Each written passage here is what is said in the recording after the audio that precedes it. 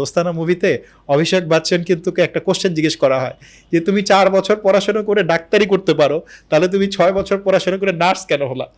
যদি ওটা মজা করে করছে, বাট আসলে নার্সিংটা কিন্তু আমরা কি মনে করি যে নার্সিং মানে 10,000 15,000 টাকা বেতনের চাকরি বাংলাদেশে, বাট আসলে কিন্তু nursing is very very demandable program in not just in Canada. আপনি যদি ইউএসএর তুলনায় চিন্তা করেন, অস্ট্রেলিয়ার তুলনায় চিন্তা করেন, পড়াশোনা করার কস্ট কানাডায় কম।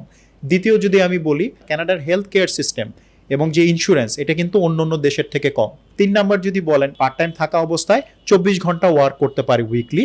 আবার পোস্ট গ্রাজুয়েট ওয়ার্ক পারমিট রাইটের কথাও যদি বলি, কানাডায় কিন্তু এটা 3 বছর স্পাউস তারা নিতে পারে, তাদের জন্য ওপেন ওয়ার্ক পারমিটের সুযোগ সুবিধা থাকছে। ভিসা অফিসারও মাঝে মাঝে কনফিউজড হয়ে যায়, আমরা আসলে পড়তে যাচ্ছি না আসলে ওয়ার্ক করতে যাচ্ছি। যেমন আমরা একটা মজার একটা ভিডিও দেখছিলাম ইমন ভাই, আমি আপনাকেও পাঠিয়েছিলাম যদি মনে করেন, একটা ফান ভিডিওতে। ওখানে দেখাচ্ছিল যে কানাডাতে তো আইসো না, কেন আসবা না? কানাডাতে তো জব নাই। তাহলে কি তোমার জব আছে? ওই যে বলে যে ছেলেটা, তোমার জব আছে, বলে না আমার তো জব আছে। তাহলে তুমি কেন বললে আইসো না? ওই যে সবাই বলে যে লোকে বলে যে এসো না, কানাডাতে ওয়েদার খারাপ বলে না আমি তো ঘুরে বেড়াচ্ছি। তুমি কি পিআর পাও নাই? না পিআর তো হয় না। কেন তুমি পাও নাই? বলে না আমি তো পাইছি। আপনি যদি বলেন কানাডা একমাত্র দেশ এই 4টা দেশের মধ্যে যার একটা ডিক্লেয়ার্ড পিআর পলিসি আছে। সাইবার সিকিউরিটিতে একটা graduate starting salary is $160,000। Starting salary 160,000, it's a big money. Hello, আসসালামু আলাইকুম। Emon Khandakar, CEO of Scholar Zone. Welcome to Scholar Zone podcast. আজকে আমাদের সাথে গেস্ট আছেন Iftekhar Uddin, associate director ApplyBoard. Welcome Scholar Zone podcast. Iftekhar ভাই কেমন আছেন? আলহামদুলিল্লাহ ইমন ভাই ভালো আছি, আপনি কেমন আছেন? আলহামদুলিল্লাহ ভাই ভালো আছি। ইফতেখার ভাই, কানাডা নিয়ে আপনি অনেকদিন ধরে কাজ করতেছেন, লাস্ট 5 ইয়ার্সে কানাডা নিয়ে অভিজ্ঞতা কি? আসলে আমি তো আসলে যেহেতু স্টুডেন্টের রিক্রুটমেন্ট নিয়ে আমরা কাজ করি, আমাদের মেইন পারপাসটা আসলে স্টুডেন্টের ড্রিমটাকে ফুলফিল করা।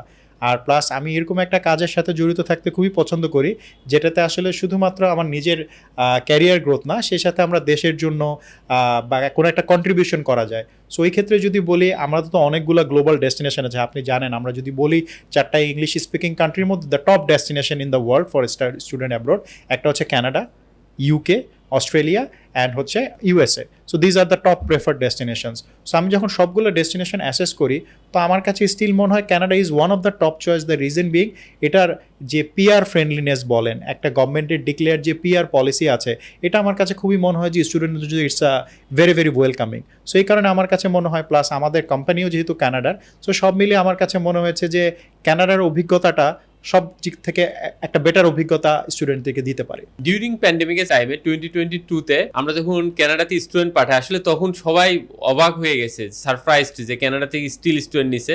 আপনারা জানেন যে তখন কানাডা ফিজিক্যাল ভিসা দিত না, এআইপি দিত। দেওয়ার পরে স্টুডেন্টরা ওখানে অ্যাডমিশন কনফার্ম হইতো, প্লাস ভিসা কনফার্ম হইতো। পরবর্তীতে কানাডা ফিজিক্যাল ভিসা দেওয়ার পরে তারা আসলে ফ্লাই করতে পারছে। কিন্তু ডিউরিং প্যান্ডেমিকের টাইমেও কিন্তু কানাডা স্টুডেন্ট নাও বন্ধ ছিল না। এবং কানাডার যদি গোল্ডেন টাইম বলেন বাংলাদেশি স্টুডেন্টের জন্য, সেটা হচ্ছে 2021, 2022 এবং 2023-তে, স্পেশালি 2023 আমি বলবো ভাই 2023 এটা আসলে একটা গোল্ডেন টাইম গেছে। বাট এখন আমরা আজকে কথা বলবো 2026 নিয়ে। 2026-এ ইফতেখার ভাই, আমি আপনার কাছে জানতে চাচ্ছি 2026-এ আসলে কি কি চেঞ্জেস গুলো আসছে? থ্যাংক ইউ ইমন ভাই। 2026-এর বেশ কয়েকটা প্রাইমারি পরিবর্তন আমাদের এসছে।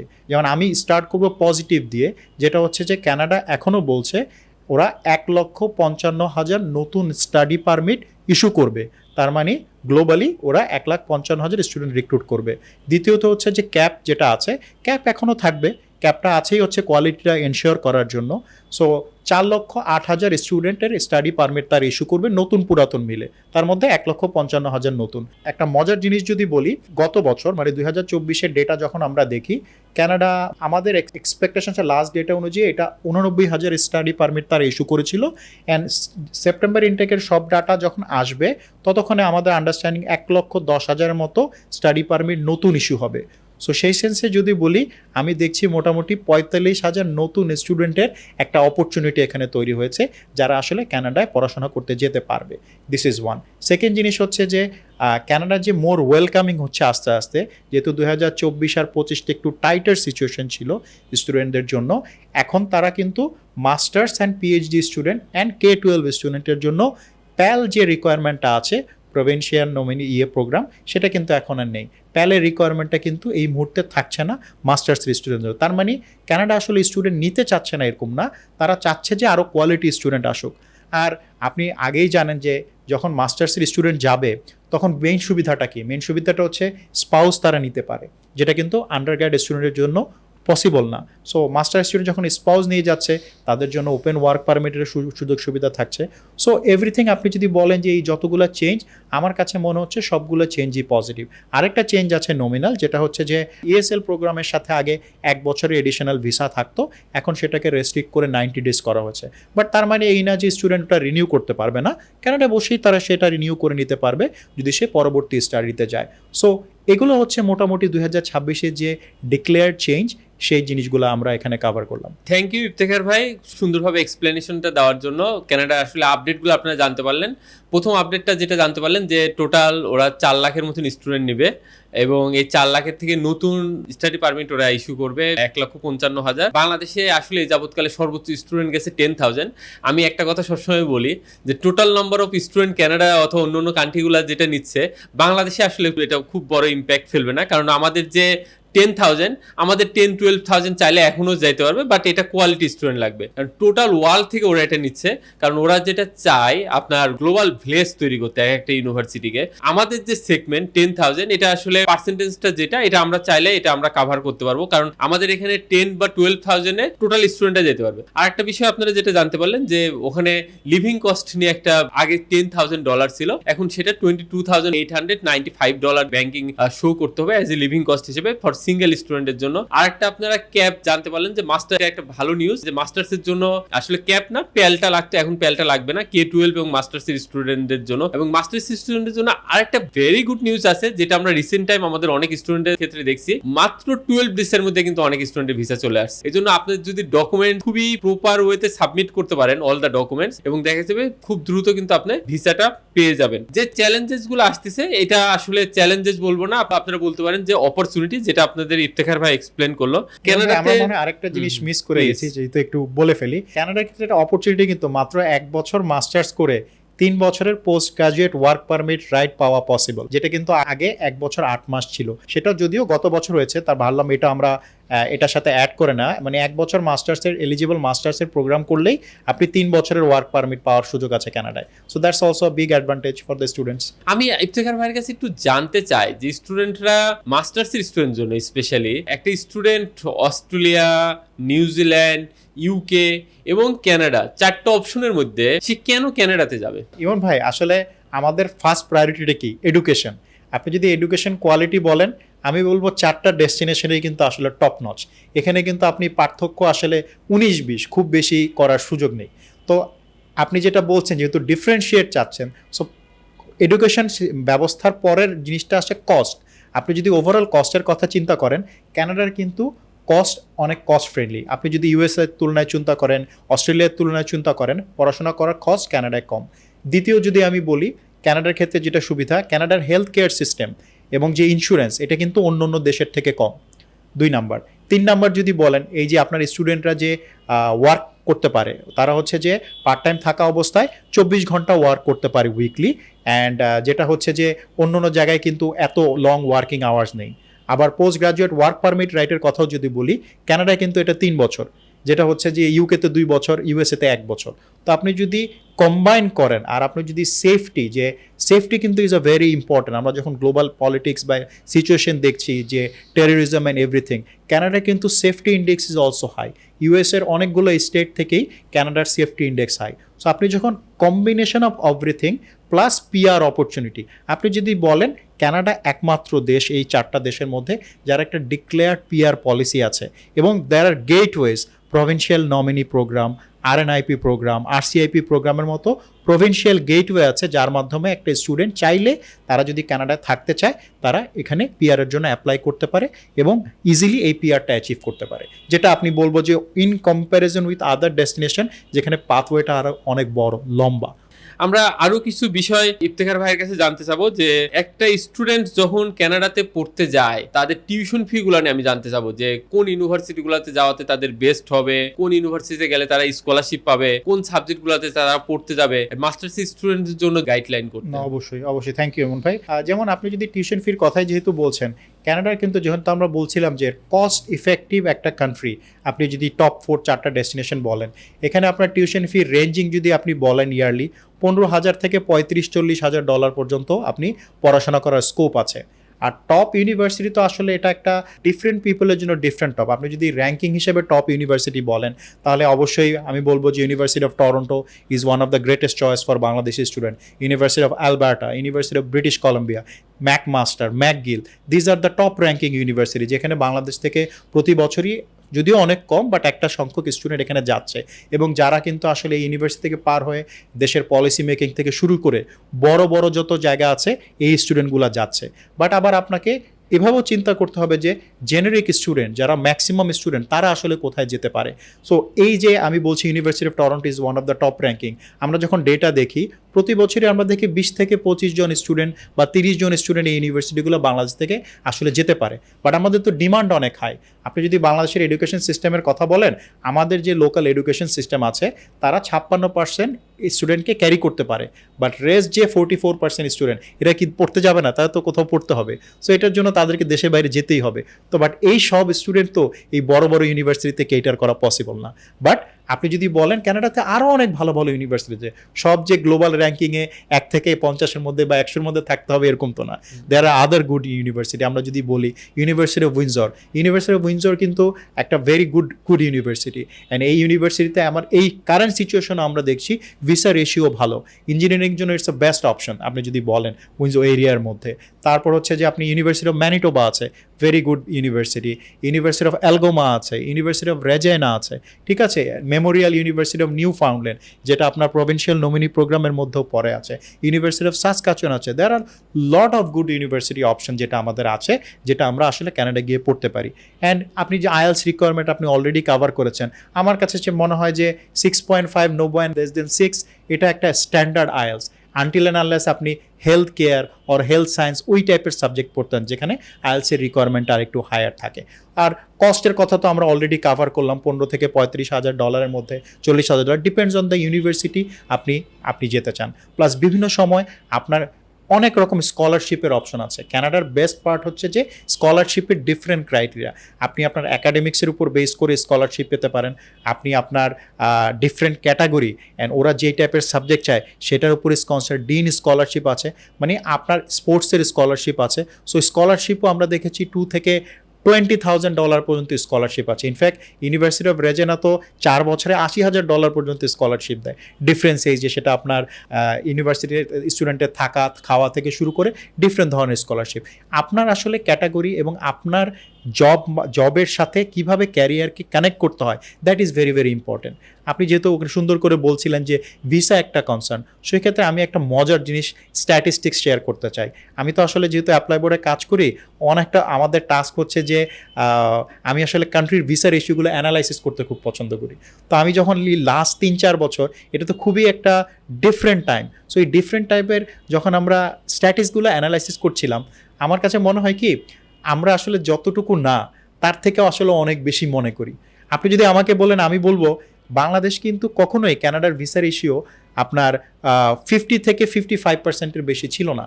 অ্যাপ্লাই বোর্ড যেহেতু আমরা একটু স্ক্রুটিনি বেশি করি, আমাদের ভিসার ইস্যু একটু বেশি 62%, but that is the highest.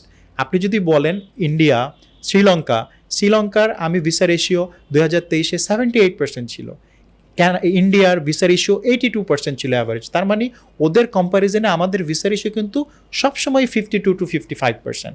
But এই মুহূর্তে আমি বলবো অ্যাভারেজ যদি ভিসার ইস্যু বলেন, অন্য অন্য কান্ট্রিগুলো 50-55% রেঞ্জে চলে আসছে। সো তার মানে আপনি যেটা খুব সুন্দর করে বললেন, আমাদের যে 10,000-এর আমাদের যে একটা টার্গেট বা যতটুকু স্টুডেন্ট বাংলাদেশ থেকে যায়, ওখানে আসলে খুব বেশি ইম্প্যাক্টেড না, নাম্বার 1। হ্যাঁ, বাট গত 2 বছর ইম্প্যাক্টেড হয়েছিল। আপনি যদি গত 2 বছরের অ্যাভারেজটা বলি, যেটা আমি মজার কথা শেয়ার করতে চেয়েছিলাম, আমাদের অ্যাভারেজ ভিসার ইস্যু 20-25%-এ নেমে আসছিল, যেটা কিন্তু আমি 2025-এর শেষ কোয়ার্টারে যে ডেটাটা আছে আমি এখানে দেখছি অলরেডি ভিসার ইস্যু 45%-এ চলে আসছে। তো তার মানে 45% আর আমাদের জেনেরিক বেস্ট ইয়ার যেটা 2023 55%, তার মানে কিন্তু রেশিও খুব কমে গিয়েছে। তার মানে ভিসার যে একটা আপওয়ার্ড ট্রেন্ড এটা আমরা দেখলাম। প্লাস কানাডার গভর্নমেন্টের যে নিউ পলিসি অ্যানাউন্সমেন্ট, যেখানে মাস্টার্সের থেকে প্যাল পলিসিটা উইথড্র করে দিল, পিএইচডি স্টুডেন্ট মাস্টার্সের জন্য এটা নেই। তারপর ওরা ডিক্লেয়ার করলো যে গত বছরের থেকেও 30-40 হাজার নতুন স্টাডি পারমিট দিবে। এটা কিন্তু আমি বলবো very very welcoming for the student. আপনি যদি একটু স্মার্টলি চিন্তা করেন, কেটার করেন, তাহলে এটা কিন্তু স্টুডেন্টের জন্য খুবই একটা পজিটিভ দিক বলে আমি মনে করি।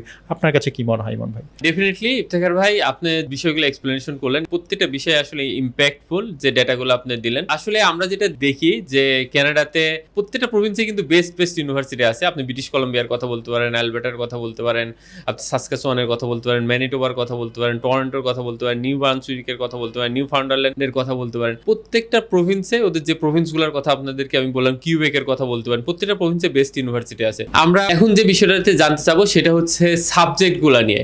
আমরা জানি যে ক্যারিয়ার রেডি অনেক সাবজেক্ট আছে। ক্যারিয়ার রেডি সাবজেক্ট বলতে যে সাবজেক্টগুলো পড়লে আপনি জব রেডি থাকবে, অ্যাভেলেবেল থাকবে, আর ডিমান্ড অনেক হাই। ইমন ভাই, আই থিঙ্ক আপনি এটা খুবই একটা গুরুত্বপূর্ণ কোশ্চেন করেছেন in terms of studying in Canada.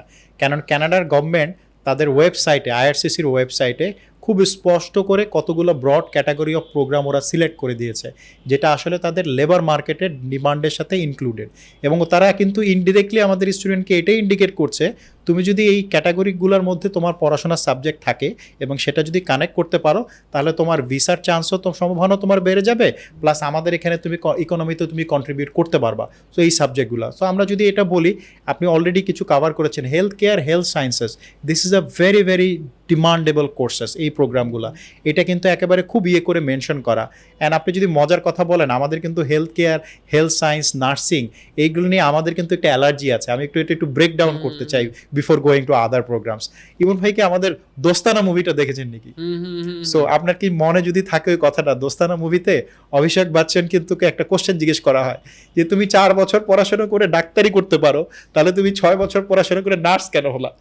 যদি ওটা মজা করে করছে, বাট আসলে নার্সিংটা কিন্তু আমরা কি মনে করি যে নার্সিং মানে 10,000 15,000 টাকা বেতনের চাকরি বাংলাদেশে, বাট আসলে কিন্তু nursing is very very demandable program in not just in Canada, যেটা আপনি বলেছেন সবগুলো ফার্স্ট ওয়ার্ল্ড কান্ট্রিতে। অ্যান্ড নার্সিংয়ের পেমেন্টও ডাক্তারদের থেকে অনেক সময় বেশি।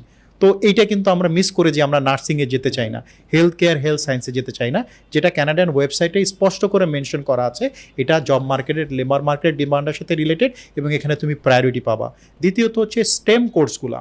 সো স্টেম মানে কি? স্টেম মানে হচ্ছে আমাদের সায়েন্স, তারপর হচ্ছে যে টেকনোলজি, ইঞ্জিনিয়ারিং অ্যান্ড হচ্ছে ম্যাথমেটিক্স। সো এই ব্রডার ক্যাটাগরিটা মানে কি, স্টেম রিলেটেড প্রোগ্রাম আপনি যখন চুজ করবেন, তার মানে হচ্ছে যে এই প্রোগ্রামগুলো সব কিছুই লেবার মার্কেটের ডিমান্ডের সাথে ইনক্লুডেড। তো ইঞ্জিনিয়ারিংয়ের মধ্যে যদি বলেন, এখন যে টেকনোলজির যুগ, সবচেয়ে ইম্পর্টেন্ট হচ্ছে যে আমার কাছে এখন যেটা মনে হয় যে cyber security, AI, artificial intelligence, এই প্রোগ্রামগুলোর মার্কেটের demand is very very high. এবং আপনি যখন যুগের সাথে তাল মিলিয়ে চলবেন, তার মানে হচ্ছে যে আপনার ক্যারিয়ার ফিউচার সিকিউর। আপনি যদি আপনার ক্যারিয়ার সিকিউর করতে চান, এআই, সাইবার সিকিউরিটি, এবং আমি একটা ইউনিভার্সিটির সাথে কথা বলে এটাও শুনেছিলাম যে সাইবার সিকিউরিটিতে একটা graduate starting salary is $1,60,000। Oh huge starting salary 1,60,000, it's a big money.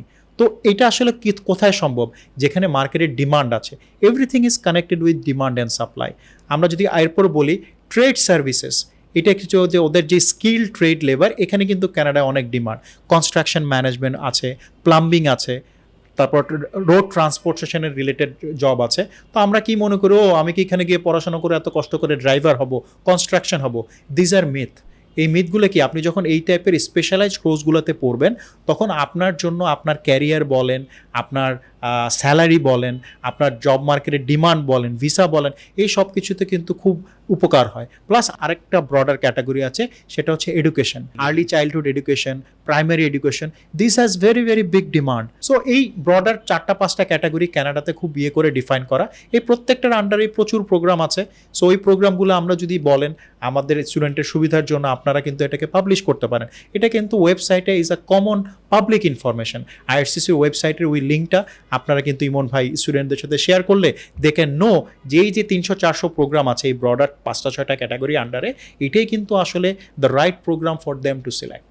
Thank you so much Iftekhar ভাই। আসলে সাবজেক্টগুলোর বিষয়ে আপনি জানেন, ইঞ্জিনিয়ারিং সাবজেক্ট এবং STEM subject, science, health care, এই সাবজেক্টগুলো যারা যাবেন এটা ডিমান্ড অনেক হাই এবং এটা ওয়ার্ল্ড ওয়াইড ডিমান্ড অনেক হাই, ইভেন বাংলাদেশেরও এটা অনেক ডিমান্ড। আপনারা চেষ্টা করবেন এই সাবজেক্টগুলোর মধ্যে যেতে, এই সাবজেক্টগুলো গেলে দেখা যাচ্ছে ভিসা রেশিও অনেক অনেক বেটার। এখন একটু জানতে চাবো ওয়ার্ক পারমিট নিয়ে। বাংলাদেশি স্টুডেন্টদের এটা আসলে কমন কোশ্চেন, ভিসা অফিসারও মাঝে মাঝে কনফিউজড হয়ে যায়, আমরা আসলে পড়তে যাচ্ছি না আসলে ওয়ার্ক করতে যাচ্ছি। আমি এই বিষয়ে একটু আপনার কাছে জানতে চাবো। ইমন ভাই, এটা আসলে খুবই একটা ইম্পর্টেন্ট অ্যাসপেক্ট এবং আমি বলবো একটু ডিফারেন্টও। কারণ আমরা যদি আসলে বাংলাদেশ থেকে এভাবে চিন্তা করি যে আমি আসলে ওখানে গিয়ে পড়াশোনা করে, ওখানে কাজ করে আমার পড়াশোনার খরচ চালাবো, এই চিন্তাটা কিন্তু is not right for considering the current situation.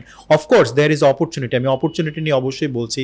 যেমন একটা স্টুডেন্ট হচ্ছে, আপনি যখন স্টুডেন্ট থাকাকালীন উইকলি 24 ঘন্টা কাজ করতে পারে, যেটা 20 ঘন্টা ছিল ওটা বাড়িয়ে 24 ঘন্টা করা আছে। সো আপনার অপরচুনিটি আছে, পারবেন, এবং আপনার ব্রেকে আপনি চাইলে ফুল টাইম কাজ করতে পারবেন, ঠিক আছে। সো অফকোর্স আপনি ওইভাবে প্ল্যান করতে পারেন, বাট এটা আপনার মেইন পারপাস হওয়া উচিত না যে আপনি আসলে ওখানে গিয়ে পড়াশোনা করব আমার নিজের টাকা ইনকাম করে, that cannot be the main purpose. But আপনি যদি চান, কানাডা গভর্নমেন্ট আপনাকে এই অপরচুনিটি দিচ্ছে। আমি যদি সিম্পল একটা কথা বলি, যদি এটাই আপনার পারপাস হয়, আমি একটু করে, যেমন আমাদের একটা ইয়র্কভিল ইউনিভার্সিটি আছে, তো 4-5টা ইনটেক বছরে। সো এই যে এতগুলো ইনটেক, এটার কারণটা কি? এটার পারপাস হচ্ছে এই ধরনের স্টুডেন্টদের নিডটাকে কেটার করার জন্যই। যেমন আপনি চিন্তা করলেন, যেমন একটা এখানে কিছু স্মার্ট প্লেও আছে। স্মার্ট প্লেটা হচ্ছে এরকম যে সেপ্টেম্বর ইনটেকটা কিন্তু ইজ ভেরি ইম্পর্টেন্ট, অ্যান্ড আপনার ইন হাউস অ্যান্ড ইন্টারন্যাশনাল সব স্টুডেন্টই কিন্তু সেপ্টেম্বর ইনটেকটা কমপ্লিট করে because of the subject ability everything. এখন আপনার যদি ফাইন্যান্স ইজ আ কনসার্ন হয়, আপনি কি করতে পারেন? আপনি যেই সেই ইউনিভার্সিটিগুলোতে এরকম 4-5টা ইনটেক আছে, সেখানে আপনি সেপ্টেম্বর ইনটেকটা বাদ দিতে পারেন। কি সুবিধা যে এই সময় কিন্তু আপনার পার্ট টাইম যারা করে, প্রত্যেকটা কোম্পানিরও তো একটা ডিমান্ড আছে, তারা আসলে কতগুলো স্টুডেন্ট পার্ট টাইম নিবে।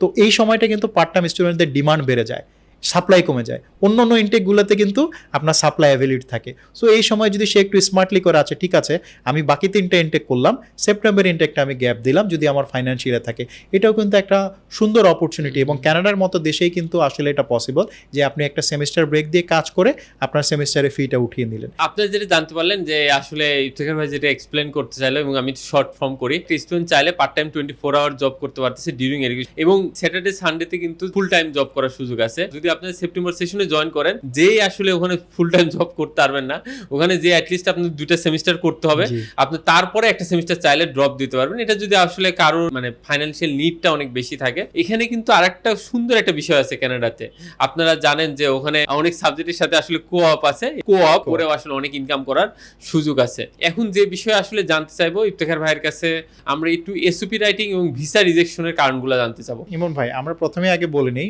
আমি যেহেতু ইমিগ্রেশন লয়ার না, তো আমরা কিন্তু আসলে ভিসা এটার ব্যাপারে আমরা একদম ডিরেক্ট সাজেশন দিতে পারবো না, বাট আমরা অভিজ্ঞতা শেয়ার করতে পারবো। সো আমরা অভিজ্ঞতার আলোকে যদি বলি, যেহেতু আমি 4-5 বছর ধরে এই ট্রেন্ডটা অ্যানালাইসিস করছি, দেখছি।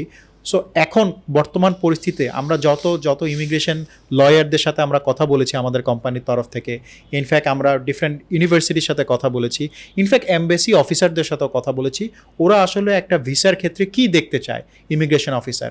Number 1 priority is now financial proof. Financial proof মানে আপনি আসলে যে কানাডা গিয়ে পড়াশোনা করতে চাচ্ছেন, আপনার সেখানে পড়াশোনা করার সেই সামর্থ্যটা আছে কিনা, অ্যান্ড সামর্থ্যটা ভ্যালিডেটেড কিনা। ভ্যালিডেটেড মানে হচ্ছে যে আপনার যে ব্যাংকের ট্রানজ্যাকশন, আপনার যে সোর্স, এটা ভেরিফায়েবল কিনা, that is very very important. তো এই জিনিসটা আমরা অনেক সময় মিস আউট করে যাই। যেমন আমি যদি একটা ইম্পর্টেন্ট কথা বলি, আমাদের যেটা হচ্ছে জিআইসি কান্ট্রিগুলো, ডিরেক্ট এসডিএস কান্ট্রিগুলোতে ওরা কিন্তু চাইলে ফুল 1 বছরের টিউশন ফি পেমেন্ট করে দিতে হয়, এটাই হচ্ছে ওটা পলিসি। আমাদের জন্য কিন্তু এটা না, আমাদের লিভিং কস্টও পাঠিয়ে দিতে হয়। আমাদের এখানে কিন্তু এরকম না, আমরা চাইলে কিন্তু যতটুকু মিনিমাম টিউশন ডিপোজিট, সেটা 2 থেকে 5,000, 8,000, $10,000 আছে, মিনিমাম হাফ টিউশন ফি 1 বছরের আমরা পাঠিয়ে কিন্তু আমরা ফাইনাল অফার লেটার পেয়ে ভিসা অ্যাপ্লাই করতে পারি। বাট কনসিডারিং কারেন্ট সিচুয়েশন, যেহেতু কারেন্টলি কানাডা আসলে মোর রিক্রুট করতে চাচ্ছে হচ্ছে কোয়ালিটি স্টুডেন্ট, সেখানে এই ফাইন্যান্সিয়াল প্রুফটার জন্য আপনার যদি সুযোগ থাকে, আপনি যদি ফুল ইয়ারের টিউশন ফি পাঠিয়ে দিতে পারেন, তাহলে কিন্তু এটা একটা বেনিফিটেড। অবশ্যই ভিসা রিফিউজালের ওয়ান অফ দ্য রিজন হচ্ছে যে আপনার যদি ফাইন্যান্সিয়াল প্রুফগুলা ঠিক মতো না থাকে, আপনার যদি ফাইন্যান্সিয়াল স্টেবিলিটি এটা বোঝা না যায়। দ্বিতীয় কারণ আমি যেটা বলবো, SOP is very very important. So এসওপিটা কেন ইম্পর্টেন্ট, আপনি আসলে কেন কানাডা যেতে চাচ্ছেন, তো আপনি কানাডাতে যে যাবেন এবং কানাডার যে সাবজেক্টটা পড়াশোনা করবেন সেটা কি আপনার কান্ট্রিতে অ্যাভেলেবিলিটি নেই? এটা একটা ইম্পর্টেন্ট জিনিস। এবং আপনি আপনার দেশে পড়াশোনা করে ফেরত আসবেন কিনা সেটার একটা স্ট্রং অ্যাফিলিয়েশন আমরা এসওপিতে দেখানো খুবই গুরুত্বপূর্ণ। তো এখানে আপনি যদি এভাবে চিন্তা করেন যে আমি যখন একটা স্টেটমেন্ট অফ পারপাস লিখবো, অনেকে কি করে খুব মজার জিনিস করে শুরু করে, ইমন ভাই আপনি তো অবশ্যই অভিজ্ঞতা আমার থেকে ভালো। কানাডা আপনি কেন যাবেন? কানাডা তো খুবই সুন্দর কান্ট্রি, আবহাওয়া খুব সুন্দর, মানুষ খুব ভালো, এই জন্য আমি কানাডা যাব। এটা কিন্তু আসলে আপনার একজন স্টুডেন্ট হিসেবে আপনার যে দায়িত্ব বলেন বা আপনার যে পারপাস বলেন সেটা কোনোভাবেই সার্ভ করেন না। যখনই একটা ইমিগ্রেশন অফিসার এ ধরনের কোথাও ওয়ার্ডিং কোনো কিছু দেখে তখনই কিন্তু মনে করে যে এটা আসলে স্টুডেন্ট পড়তে আসছে না। আপনাকে আসলে কি করতে হবে যে আপনি আসলে যেই সাবজেক্টে পড়াশোনা করেছেন সেটার সাথে অ্যাফিলিয়েটেড একটা প্রোগ্রাম চুজ করতে হবে এবং এই প্রোগ্রামটা চুজ করে কানাডায় পড়াশোনা করে আপনি দেশে সেটাকে কিভাবে ইউটিলাইজ করবেন, কিভাবে আপনি দেশীয় ইকোনমিতে কন্ট্রিবিউট করবেন, আপনার ক্যারিয়ারের জন্য কন্ট্রিবিউট করবেন, এই পারপাসগুলো খুব ইম্পর্টেন্ট। সো এই জিনিসগুলো যখন মিসিং থাকে তখনই কিন্তু আসলে আপনার ভিসা রিফিউজালের সংখ্যাটা বেড়ে যায়। আমরা যতগুলো ভিসা রিফিউজাল ফাইল অ্যাসেস করেছি, these are the two prime reason. যে এক হচ্ছে যে আপনার যে ফাইন্যান্সিয়াল যে ফান্ড সোর্স এটাকে প্রপারলি ইন্ডিকেটেড না, 4 থেকে 6 মাসের জন্য যে একটা হেলদি ট্রানজ্যাকশন প্রোফাইল নেই, হঠাৎ করে দেখা গিয়েছে একজন 50 লাখ টাকা একটা ডিপোজিট। তো এই 50 লাখ টাকা deposit is not a problem, but এটার কি সোর্স আছে কিনা এবং সেটা ভেরিফায়েবল কিনা আপনাকে বুঝতে হবে। কানাডা কিন্তু ইন্টারভিউ নেয় না যে আপনাকে ইন্টারভিউতে আপনি একটা কোশ্চেন করে আপনার থেকে একটা এক্সপ্লেনেশন নেবে। আপনার ডকুমেন্ট ইজ আপনার প্রুফ। তো আপনাকে এমন কিছু সার্ভ করা যাবে না যেটা আসলে ভেরিফায়েবল না।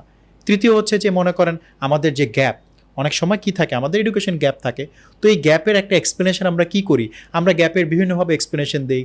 আমি হয়তো গ্যাপের সময় একটা IELTS কোর্স করেছি, আমি একটা জায়গায় আইএলসের টিচিং প্রফেশন দিয়েছি, বিভিন্ন কিছু। বাট এটা যখনই ভেরিফায়েবল হয় না তখনই কোশ্চেনটা কিন্তু আসে। সো আমরা এভাবে চিন্তা করতে হবে, আমি একটা ডিপ্লোমাই করি, গ্যাপ ইয়ারে আমরা যেটাই করি সেটার যাতে আমাকে একটা প্রপার এক্সপ্লেনেশন থাকে এবং এক্সপ্লেনেশনটা যাতে ভেরিফায়েবল হয়। তো ইমল ভাই আমাকে জিজ্ঞেস করছেন কেন রিফিউজ হয়, আমি মোর ফোকাসটা আসলে করতে যাচ্ছি যাতে আপনার রিফিউজটা না হয়, সেই সেন্সে কথা বললাম, আপনার এটা কানেক্ট করে নেবেন। থ্যাংক ইউ ইফতেখার ভাই, আসলে আপনি খুবই সুন্দরভাবে এক্সপ্লেন করলেন যে এসওপি রাইটিংটা, স্টাডি অফ পারপাসটা এবং ভিসা রিজেকশনের আসলে কমন মিস্টেকগুলা, যে আপনার আসলে এডুকেশন ব্যাকগ্রাউন্ডটা সুন্দরভাবে আপনি এসওপি রাইটিং এ হাইলাইট করাটা খুবই গুরুত্বপূর্ণ। আপনি কোথায় পড়ালেখা করছেন, কোন সালে কোথায় পড়ালেখা করছেন, কোন সাবজেক্টে পড়ালেখা করছেন, ওই সাবজেক্টে কেন পড়ছেন, বাংলাদেশের ওই সাবজেক্টের ডিমান্ড কি আছে এবং ওই ইউনিভার্সিটিতে কেন পড়তে যাচ্ছেন, ওই স্পেসিফিক সাবজেক্টে কেন পড়তে যাচ্ছেন, অন্য দেশে না যেয়ে কানাডাতে কেন পড়তে যাচ্ছেন, এই বিষয়গুলো আমি সবসময় বলি নিজেরা রিসার্চ করেন। আপনি ইউনিভার্সিটির ওয়েবসাইটে যান, গেলে কিন্তু জানতে পারবেন যে আপনার এই সাবজেক্টের জন্য এই ইউনিভার্সিটি কেন বেস্ট, এই সাবজেক্টের জন্য এই ইউনিভার্সিটিতে কেন এই সাবজেক্টটা বেস্ট। আরেকটা যে বিষয়টা থাকে, বাংলাদেশে আপনি কেন ব্যাক করবেন, টোটাল বিষয়টা যদি আপনি এক্সপ্লেন করেন, ভিসাগুলো হয়, but still we are not immigration lawyer, আমরা এটা ডিসক্লেমার দিয়ে দিচ্ছি। ইমন ভাই একটা পয়েন্ট আমি আসলে অ্যাড করতে চাই স্টুডেন্টদের জন্য, যেহেতু স্টুডেন্টরাও এটা দেখবে। আসলে পেশেন্স ইজ দ্য কি, মানে আপনাকে সব কিছু ধৈর্য ধরতে হবে। আমরা কিন্তু একটা ইন্টারেস্টিং ট্রেন্ড যেটা কানাডায় দেখেছি লাস্ট 3-4 বছরে, অনেক সময় দেখা যায় প্রথমবারে কিন্তু ভিসাটা রিফিউজাল হয়ে যায়, বাট আপনি যখন আবার ভিসা অ্যাপ্লাই করছেন দ্বিতীয়বার এবং তৃতীয়বার কিন্তু ভিসার অ্যাকসেপ্টেন্সের চান্সটা অনেক বেশি। আমরা এবং এই রিসেন্ট টাইমে আমরা যেটা দেখেছি, দ্বিতীয় এবং তৃতীয় এফোর্টে কিন্তু chances is higher to get the visa. তো আপনি যখন সিরিয়াস থাকবেন তো আপনাকে একটা প্রিপারেশন নিতে হবে স্টুডেন্টকে, এবং অস্থির হওয়া যাবে না। প্রথমবার আপনি যখন অ্যাপ্লাই করলেন, অ্যাপ্লাই করে কোনো কারণে যদি ভিসাটা রিফিউজাল হয়, হতাশ হওয়া যাবে না, ইউ ট্রাই এগেন। আপনি যদি সিরিয়াস স্টুডেন্ট হয়ে থাকেন আপনি আবার চেষ্টা করেন। IRCC এখন কিন্তু খুব সুন্দর একটা পলিসি করেছে, ও কিন্তু এক্সপ্লেন করে দেয় কেন আপনার ভিসাটা রিফিউজ হয়েছে, কি কারণে, ও কি কানেকশন পায়নি। সো আপনি দ্বিতীয়বার যদি ওটা রিভাইজ করে অ্যাপ্লাই করেন, কোনো ক্ষেত্রে তৃতীয়বার, তাহলে কিন্তু আপনার সম্ভাবনাটা অবশ্যই বেড়ে যায়। আমি আবার বলবো, টপ 4টা ডেস্টিনেশনের মধ্যে স্টিল ডিক্লেয়ার্ড PR পলিসি বলেন, এক্সপ্রেস এন্ট্রি বলেন, প্রভিন্সিয়াল নমিনি প্রোগ্রাম বলেন, RNIP বলেন, যেটা এখন চেঞ্জ হয়ে RCIP হয়েছে। সো সব কিছু সুবিধা কিন্তু কানাডায়। যেমন আপনি যদি এক্সপ্রেস এন্ট্রি নিয়ে আমরা যদি একটা ছোট্ট করে বলি, এক্সপ্রেস এন্ট্রি কী আসলে একটা 1200 পয়েন্টের একটা সিস্টেম। সো যেখানে আপনার একটা স্কোর করা হয়, আপনার এডুকেশনের উপর, আপনার বয়সের উপর, আপনার কাজের অভিজ্ঞতার উপর, সব কিছুর উপর বেস করে একটা স্কোর দেওয়া হয়। সো আমি যদি বাংলাদেশ থেকে এক্সপ্রেস এন্ট্রি নিতে চাই তাহলে কিন্তু মনে করেন মোটামুটি অন অ্যান অ্যাভারেজ এখন 550 মতো স্কোর প্রয়োজন হয়ে যায়। মানে আমরা লাস্ট যে লটারি আমরা যেটা দেখেছি 550 থেকে 600-র মধ্যে, তাহলে হচ্ছে আপনি সেফ। অথচ মজার বিষয় হচ্ছে আপনি যদি কানাডাতে পড়াশোনা করেন, কানাডার যে প্রভিন্সগুলো আছে, প্রভিন্সগুলো হচ্ছে যে অন্টারিও, আলবার্টা আছে, ব্রিটিশ কলম্বিয়া, সবগুলোই কিন্তু প্রভিন্সিয়াল নমিনি প্রোগ্রামের আন্ডারে। তো আপনি এখানে যখন পড়বেন আর সাথে 1 বছরের কাজের অভিজ্ঞতা থাকবে, আপনি কিন্তু বাই ডিফল্ট 600 পয়েন্টের একটা বুস্ট পেয়ে যাচ্ছেন। তার মানে 600 পয়েন্টের বুস্ট পাওয়া মানে কি অটোমেটিক এটা মনে করেন আনডিক্লেয়ার্ড ওয়েতে আপনি পিআরটা আপনার গ্যারান্টেড হয়ে যাচ্ছে। সো এই সুবিধাটা কিন্তু আসলে কানাডায় এখনও যেটা আছে এটা কিন্তু অন্য জায়গায় নেই। ইনফ্যাক্ট আরসিআইপি যে প্রোগ্রামটার কথা বলছি, যেটা হচ্ছে রুরাল কমিউনিটি ইমিগ্রেশন পাইলট, সেটাতে হচ্ছে যে আপনি পুরা কানাডা না, আপনি শুধু স্পেসিফিক কমিউনিটি স্টুডেন্টদের সাথে আপনি কম্পিট করছেন, যেখানে আপনার চান্সেসটা আরও হাই। যেমন আমি যদি স্যাডবারির কথা বলি, এটা আরসিআইপির আন্ডারে। স্যাডবারিতে লরেন্সিয়ান ইউনিভার্সিটি আছে, এখান থেকে যদি আপনি পড়াশোনা করেন তাহলে কিন্তু আপনি আরসিআইপি প্রোগ্রামের আন্ডারে পিআরের জন্য এলিজিবল হবেন। এখানে আপনাকে জবের অভিজ্ঞতাটা লাগবে না, শুধু একটা জব অফার লাগবে। সো দেখেন, আপনার কানাডার মতো কান্ট্রিতে যেখানে আপনি পোস্ট গ্রাজুয়েট ওয়ার্ক পারমিট শেষ করে পিআর অ্যাপ্লাই করা যায়, এমন সুবিধাও আছে যে আপনি শুধু জবের অফার পেয়েছেন, জব আপনার এখনও হয়নি, ওটা দিয়েও কিন্তু আপনি পিআরের জন্য অ্যাপ্লাই করতে পারবেন যদি আপনি আরসিআইপির আন্ডারে যান, সার্টবারি, থান্ডার বে, এই ধরনের ব্র্যান্ডন, এই ধরনের লোকেশনগুলোতে। সো এই যে সুবিধাগুলো তো আসলে ইমন ভাই আমি বলবো যে যত চ্যালেঞ্জ বলেন, I would say is a opportunity. আমি যদি স্টুডেন্ট হতাম, আপনি যদি আমাকে বলেন পার্সোনালি, ইফতেখার ভাই আপনি এখন কোন কান্ট্রিতে যেতে চান, আমি বলতাম আমি কানাডায় যাব। এখন কেন জানেন? কারণ আমি জানি যে কানাডায় এখন খুব শুধু কোয়ালিটি স্টুডেন্ট যাচ্ছে। তার মানে কি, জব মার্কেটের যে কানাডার যে হাউজিং ক্রাইসিস যে ইস্যু আছে, ওরা যেহেতু এগুলো ফিল্টার করে ফেলেছে, এখন is the best time to go to Canada.